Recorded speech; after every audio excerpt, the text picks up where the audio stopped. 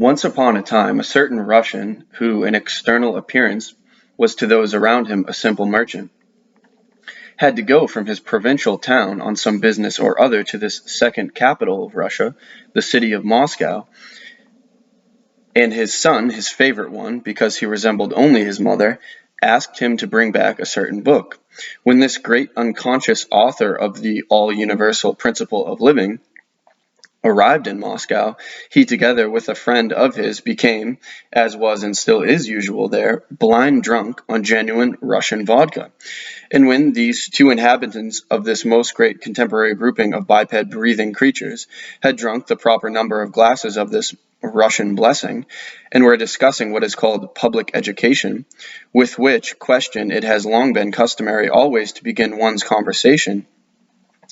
then our merchant suddenly remembered by association his dear son's request, and decided to set off at once to a bookshop with his friend to buy the book. In the shop, the merchant, looking through the book he had asked for, and which the salesman handed him, asked its price. The salesman replied that the book was 60 kopecks. Noticing that the price marked on the cover of the book was only 45 kopecks, our merchant first began pondering in a strange manner, in general unusual for Russians, and afterwards, making a certain movement with his shoulders, straightening himself up, almost like a pillar, and throwing out his chest, like an officer of the guards, said, after a little pause, very quietly but with an intonation in his voice expressing great authority,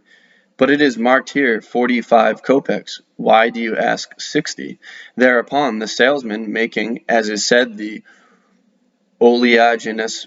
face proper to all salesmen, replied that the book indeed cost only 45 kopecks, but had to be sold at 60 because 15 kopecks were added for postage. After this reply to our Russian merchant, who was perplexed by these two quite contradictory but obviously clearly reconcilable facts, it was visible that something began to proceed in him, and gazing up at the ceiling, he again pondered, this time like an English professor who had invented a capsule for castor oil, and then suddenly turned to his friend and delivered himself, for the first time on earth, of the verbal formulation which, expressing in its essence and indubitable objective truth, has since assumed the character of a saying, and he then put it to his friend as follows: "Never mind, old fellow, we'll take the book. Anyway, we're on a spree today, and, if you go on a spree, then go the whole hog, including the postage."